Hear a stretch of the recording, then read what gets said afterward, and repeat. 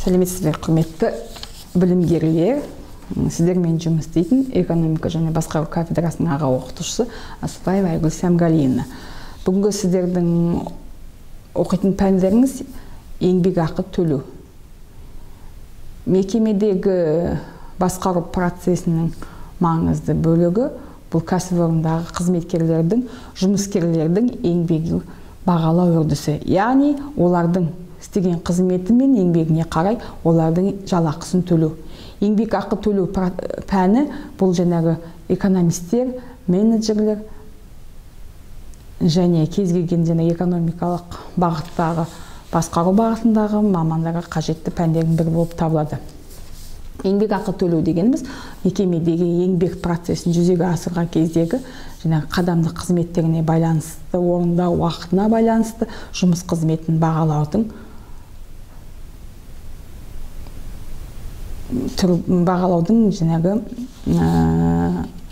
айнымалы түрі болып табылады. Сондықтан еңбекақыны біз кейде жалақы дейміз,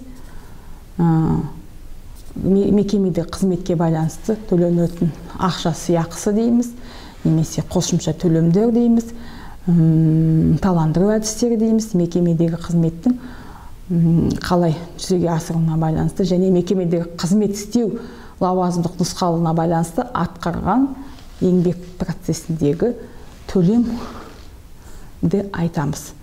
Қазіргі заманда еңбек кодексі мен еңбек заңдылықтарында жалақы төлеудегі көптеген жаңашылықтар жүзеге асырып жатыр. Оны сіздер қазір күнделікті ақпарат құралдардан да танысып жатырсыздар. Және еңбекақы төлеу пәні бұл осы еңбекақыны экономикалық бағыттағы мамандар үшін төлеу процесін қалай жүзеге асыру туралы оқытылатын пән. Еңбек дегеніміз бұл мекемедегі қызметкердің еңбек ресурсының атқару ісі, атқарған ісі, атқарудағы мекемедегі мақсатына жетуге байланысты жүзеге асырылатын еңбек үрдісінің ақшалық формасы болып табылады.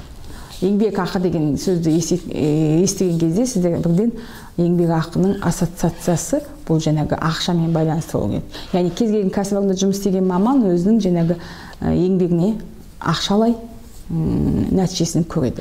Сонда еңбекақы төлеуді жүзеге асыратын бұл мекемедегі бірінші басқарушы мен бас бухгалтер мекемедегі еңбек кодексі мен еңбекақы төлеудің нормалары мен актілеріне байланысты жүзеге асырып отырады. Сондықтан бұл пәнді оқу барысында жалақының формасы, жалақының нысаны, жалақының төлеу жүйесі және еңбекті ынталандыру жүйесі, мемлекеттік қызметкерлер үшін мекемедегі мемлекеттік қызметкерлердің сыйақысы, қосымша төленетін ақылар, мекемедегі демалыс күндері мен үстеме жұмыс істеу туралы берілетін білім бағыты болып табылады. Сонда еңбекақы төлеу процесін оқыған кезде сіздер осы еңбекақы төлеуді мекемеде ұйымдастыру мен оны жүзеге асыру және еңбек нысанына байланысты қолданатын төлем жүйелері туралы білім аласыздар. Еңбекақы төлеуді жүзеге асыратын мекемедегі кадрлық менеджментті де танысасыздар. Мекемедегі қызметкер, кадр, жұмыскер, бұлар бәрі-біріне ұқсас терминдер, жұмысшы, үш буынды басқару үрдісінде, ортаңғы төмен жоғары буын, немесе жоғары ортаңғы төмен, немесе төмен жоғары ортаңғы үш буындағы бір-бірімен байланыса отырып қызмет жасағандағы еңбек нәтижесіне төленетін ақшалай нысаны болып табылады. Яғни ақша, қаржы, еңбек, осының барлығы еңбек төлеу процесіндегі қажетті терминдер болып табылады.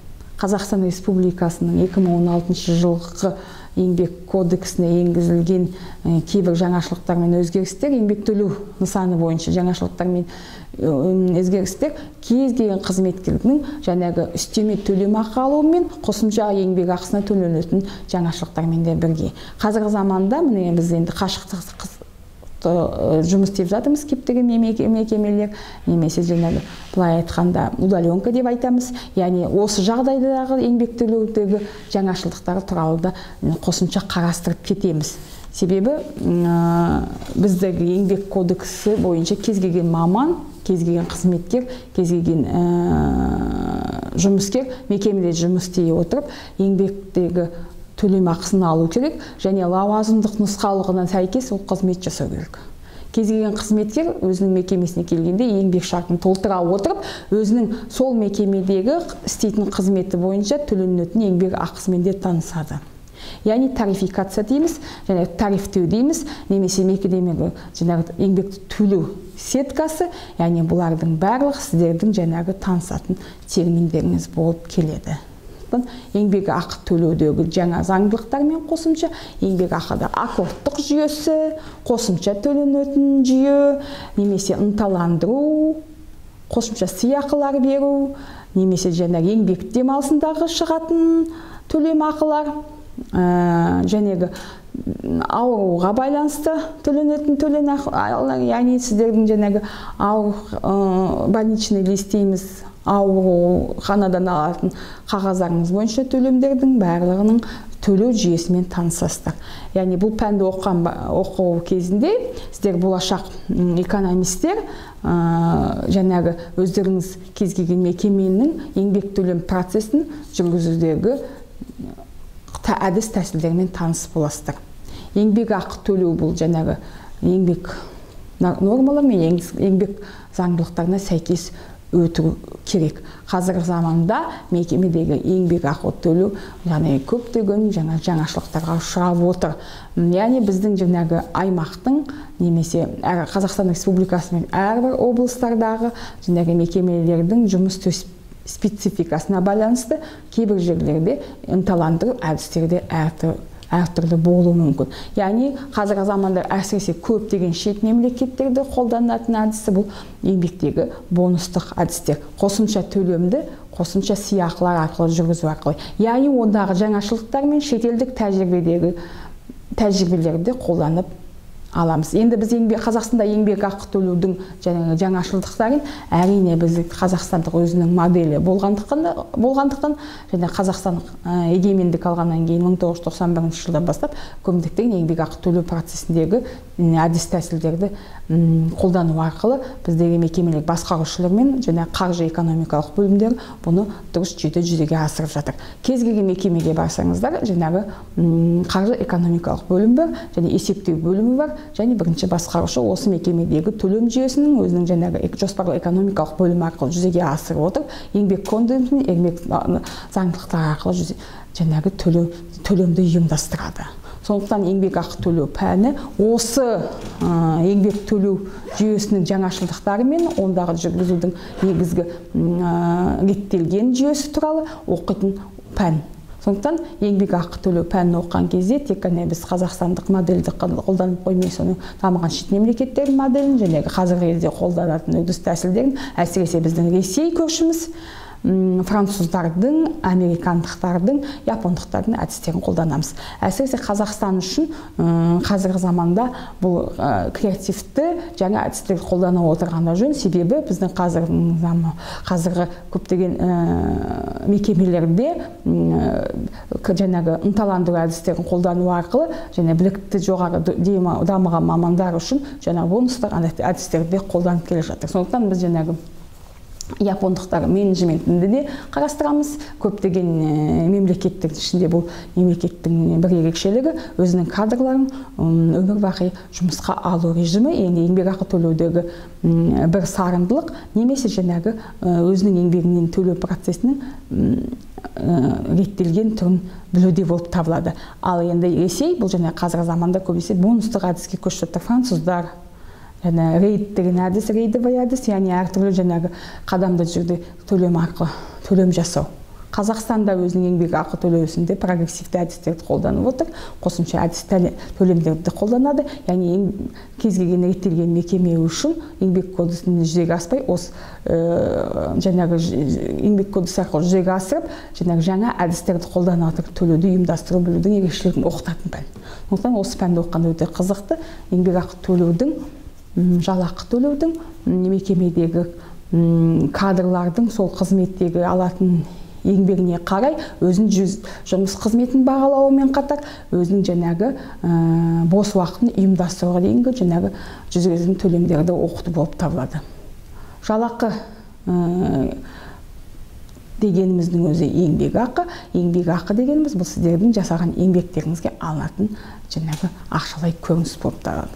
Экономистер үшін бұл еңбекті ақы төлеу пәні маңызды пәндердің бірі.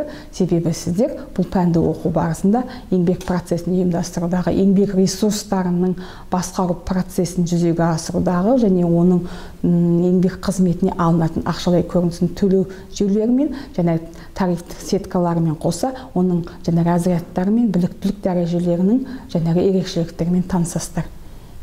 Мекемедегі еңбек ақы төлеу процесіндегі лауазымдық нұсқаулықтардың қолданылатын жаңашылдықтар мен жаңағы лауазымдық нұсқаулықтарда берілген еңбек қызметін атқарудағы еңбек төлеудегі жаңашылдықтар таныстырсыздар. Сондықтан еңбек ақы төлеу пәні бұл жаңағы мекемедегі кадрлық менеджментті жақсы білудің, яғни экономистік және есептеу бөлімінің қызметіндегі ерекшеліктерді танысасыздар.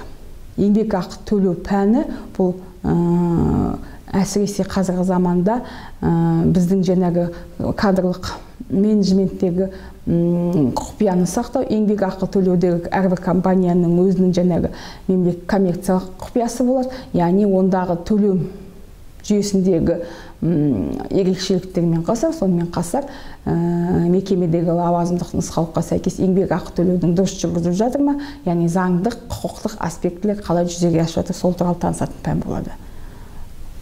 Құрметті білімгерлер, еңбек ақы төлеудегі нысандар, жалақы түрлері, яғни кесімді еңбек ақы, аккордтық еңбек ақы, үстеме еңбек ақы, қосымша еңбек ақы терминдерін оқисыздар.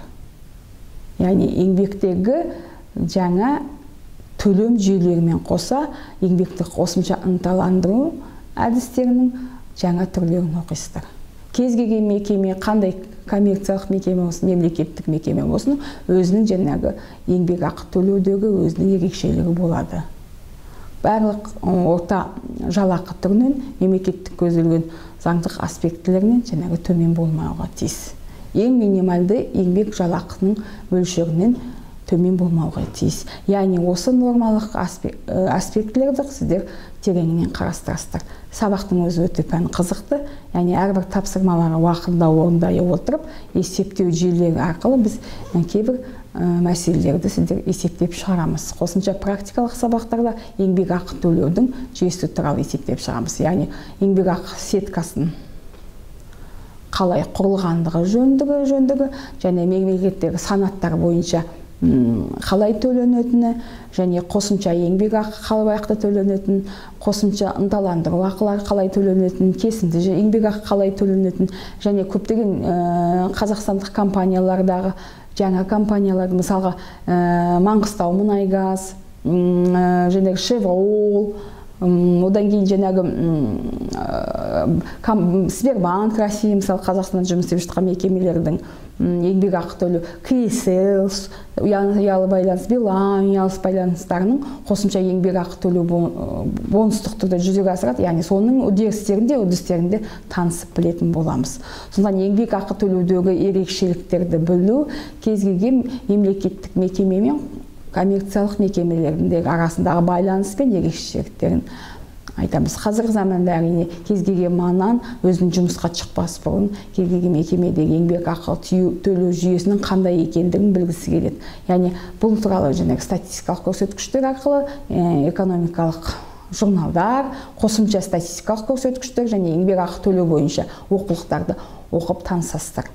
еңбек ақы төлеу бойынша біз қазақстандық авторлар да жазады, сонымен қатар шетелдік, жаңағы айтып кеткен Япония, француздардың, Ресей әдебиеттерін көптеп танысуға болады. Сонымен қатар жаңағы Қазақстан Республикасының еңбек пен әлеуметтік қамту министрлігінің сайтына кіріп қарастырасыздар, статистика орталықтарының сайттарына кіріп қарастырасыздар, және статистика көрсеткіштері арқылы да жаңағы көптеген жаңағы еңбек ақы туралы болжам жасай аласыздар. Сондықтан осы жаңағы қосымша әдебиеттерді оқып отырып, еңбек ақы төлеудегі жаңа нормативтермен танысасыздар. Әсіресе болашақ экономистерге, сіздерге тікелей жаңағы көпшіліктеріңіз мекеменің экономист, бухгалтер болып жұмыс істейсіздер, кейін осы пән бойынша тереңірек білім алғандарыңыз жөн. Назарларыңызға рахмет.